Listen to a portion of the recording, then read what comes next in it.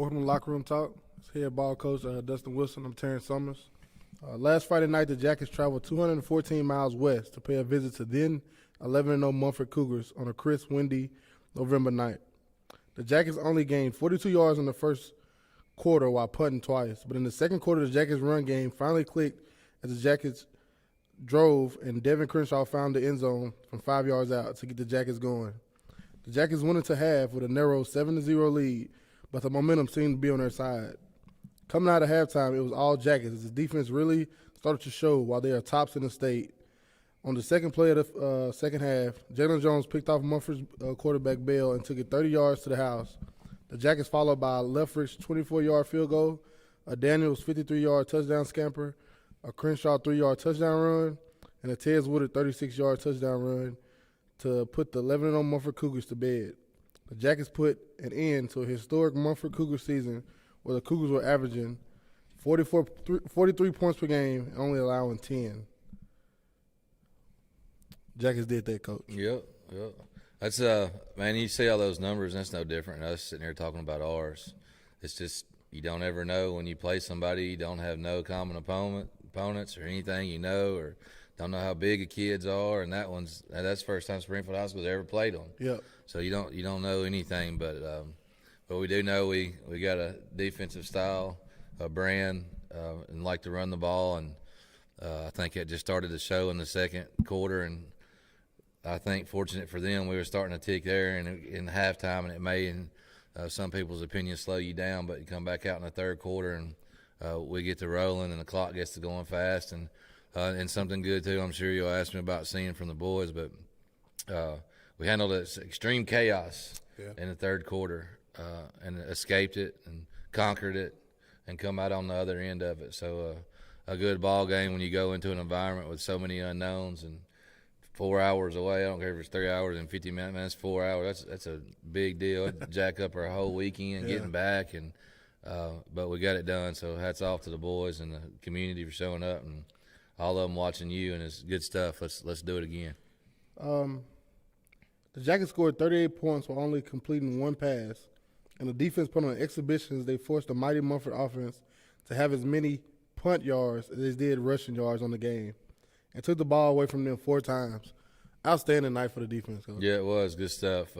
The sharp kid that's up for Mr. Football, I'd say, has hampered a little bit, but whatever the case was, it was a running back and an opposing backfield to us, so we treated him the same. And their quarterback, you can tell he's good, he's legit, he's got some skills, but when frustration sets in on you with a little bit of pressure like the boys were able to give them, and Coach Will dialing up some pressure packages, it was a great scheme, and went out and executed, and they had fun doing it from the time the lights went red and hyped up the boys to the end of the game. They was dialed in and got through. Like I said, I got to mention that chaos because, man, that's you don't have, there ain't nothing you can practice for when that hits it. So good by them by settling in and executing 2 game plans, and we nabbed special teams points there to make it 17 to nothing 17 or whatever it was. Leffridge, 20-something yard. Yeah, and thought we was going to get another good one there with a little bit of breeze that night. We called one that we may not usually call, but this is good stuff all around from the boys, and obviously the coaching staff did a good job as everybody, they put them in position to go. My hat's off to y'all, Coach. I did a great job. Coaches, staff, even from, Blake and them, everybody. Everybody from the top, everybody to the bottom, players. Everybody did a great job of traveling, getting there, handling the travel nice. It was all business from Springfield High School to Mumford, Tennessee, getting off the bus, handling that, environment. It was a hostile environment. Buddy. They definitely know how to put on a football game down there. That's right, yeah. And the Jackets took all that, and then, like you said, the players, some of them losing, they're cool. The other team took that with stride, and the Jackets never budged. And hats off to the fans, like you said. They came out. The band, the pep band, that was nice. And it was beautiful football environment that night. All I'd heard in regards to noise was obviously their noise, and their band's probably 100 deep. But there was a lot of people. Coach Holman was startled.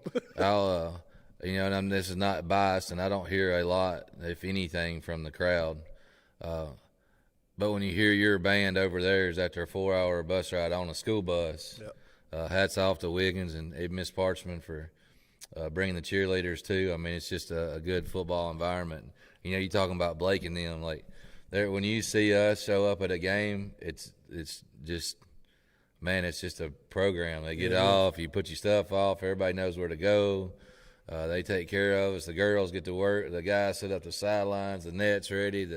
Oh man, it's just good stuff. And yeah, hats off to all of them except for, you know, whatever the math is, 4 hours on the road. You just, you know, we stopped and got out at a rest area, and we was trying to find somewhere that wasn't holy in the ground to where we wouldn't roll an ankle or nothing, doing a walkthrough. And you know, something that obviously you notice, but the interstate's close to you, and Dad walks over to us and said, "Hey, we need to be aware when we hear those things."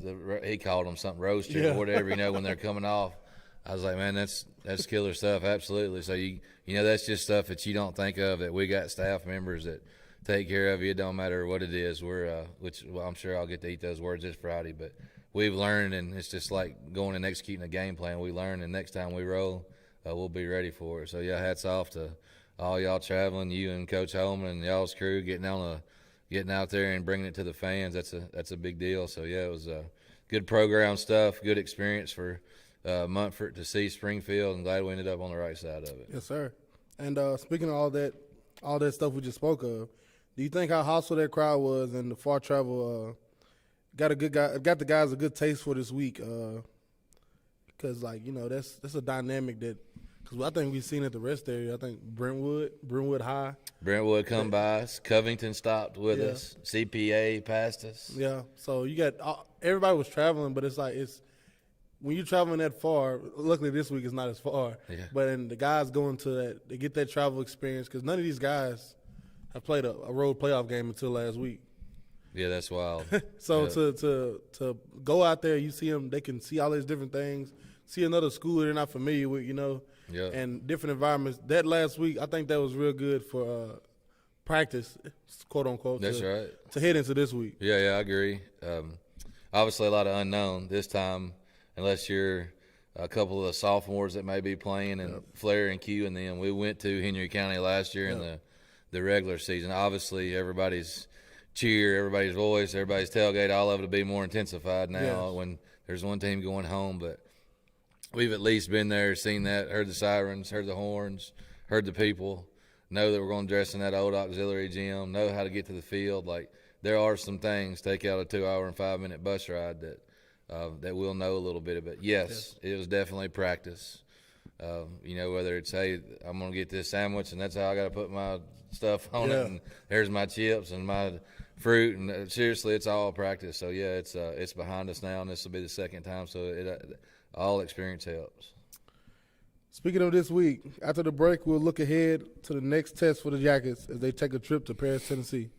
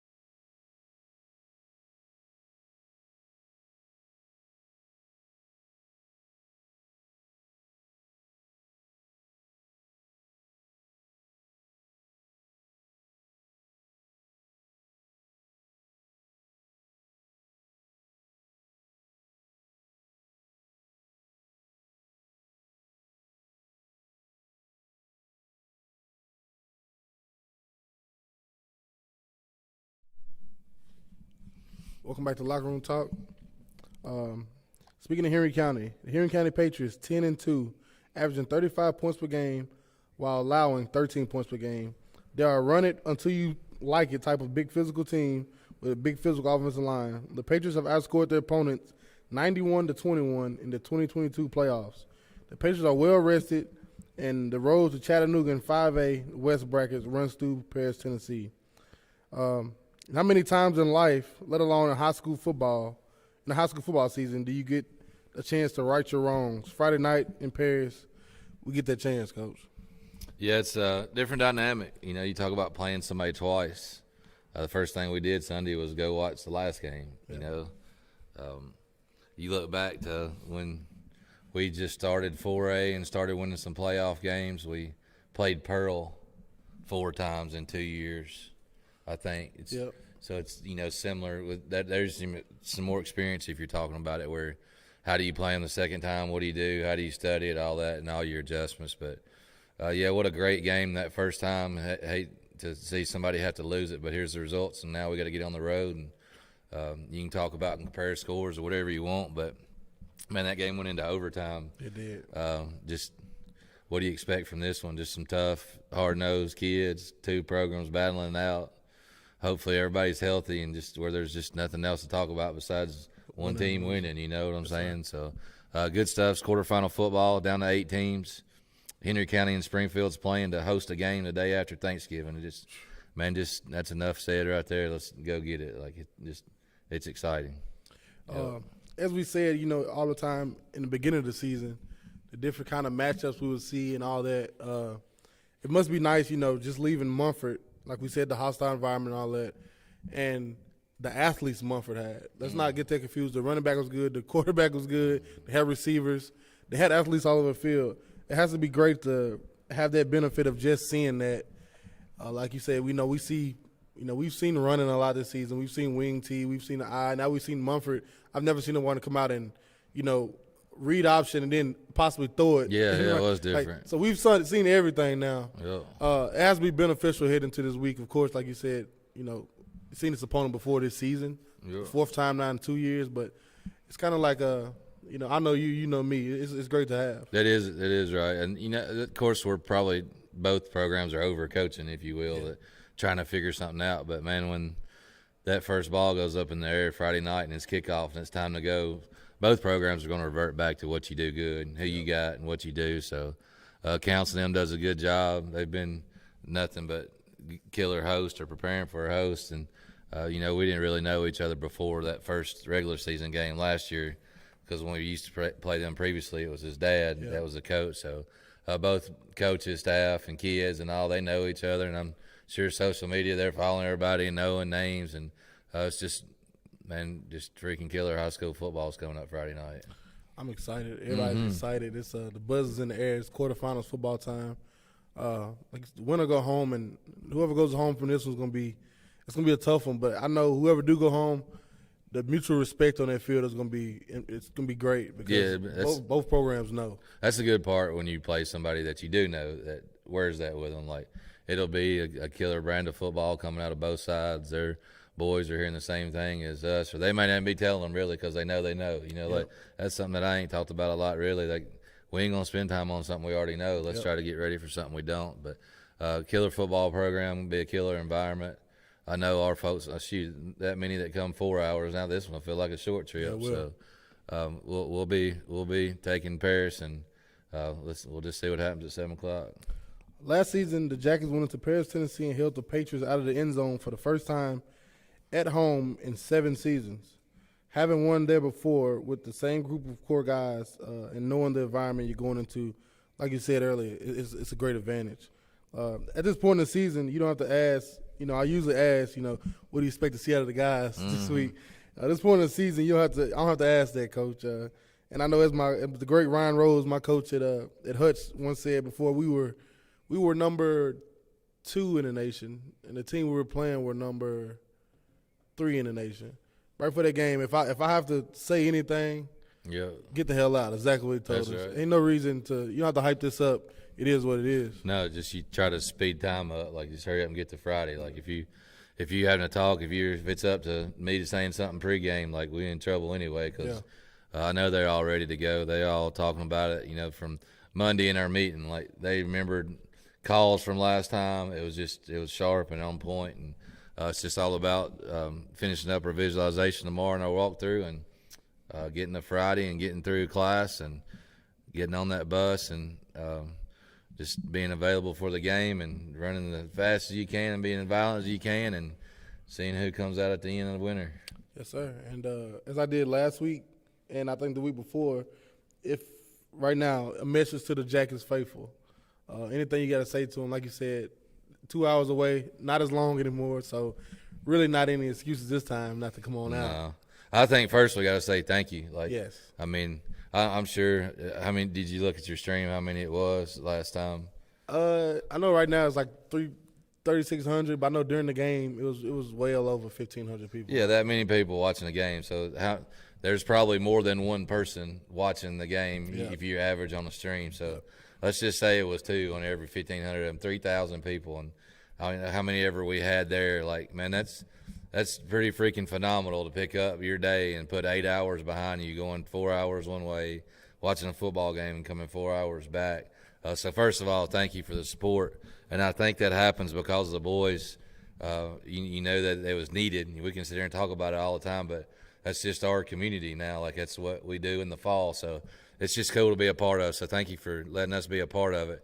And now this one, I ain't going to tell you to get the hell out like T just said, but – man, if we need to talk about Henry County and Springfield anymore to get you hyped up for the game Friday, then you probably won't be coming or watching us on the stream. But those of you, all of you that are ready, calm down. It'll get here soon enough. When you see a boy, be positive. I tell them all the time, hero status. We went to the banquet last night at the Springfield Junior Pro. Wow. My mom stopped me in the hallway this morning and said, man, my kid, all they could talk about was that big guy giving them knuckles at the trophy. All those kids that y'all are talking to as a fan or something, a little tweet or a little social media or a tag, like it all means something. So be positive. We can tell your intents. We know if you're with us, it's that time. And, man, when we're playing for Thanksgiving, that's a huge opportunity for high school football. So all the messages I got to one of y'all, the ones of y'all that are coming, bring it. Let's go. It's going to be cold. And by the time it gets game time, you won't even be able to feel it because you'll be ready to go. So let's go get it. He's talking about calming down. Speaking of me. Yeah, it's hard to reel it in there, right? Yeah, we're ready though. You know how it is. It's Springfield, Tennessee. Much as we won't say SPT, man. You talking about the brand shining? Let's go put it on display Friday night. Yes, sir. The Henry County Patriots are on an 8-game win streak and have scored 40+ in the last 4 games, only allowing 21 combined in the playoffs. The most points scored on the Henry County this season was 28 by the Jackets in the Nest in September. The hay is in the barn as the Jackets travel 98 miles west where the Henry County Patriots await. Kenneth Holman and myself will be on the call, but I am personally asking each and every one of you hearing this right now to tell a friend to meet me in Paris Friday night as the Jackets go searching for a quarterfinals win and possibility of playing in the Nest the day after Thanksgiving. It's crazy. Yep. From head ball coach Dustin Wilson, Terrence Summers, been Locker Room Talk. See you Friday night. Go Jackets.